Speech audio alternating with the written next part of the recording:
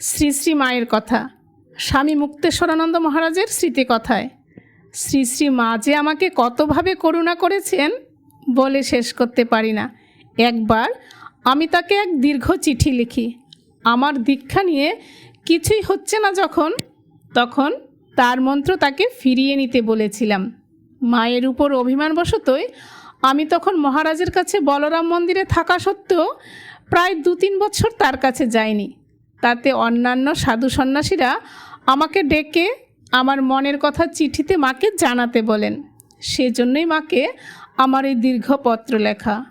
মা আমার চিঠি পেয়ে আমাকে ডেকে পাঠান। আমি তার কাছে যেতেই বললেন, বাবা, সূর্য থাকে আকাশে আর জল থাকে নিচেতে। জলকে কি ডেকে বলতে হয়, ওগো সূর্য, তুমি আমাকে উপরে তুলে নাও। সূর্য আপনার স্বভাব থেকে জলকে বাষ্প করে উপরে তুলে নেয়।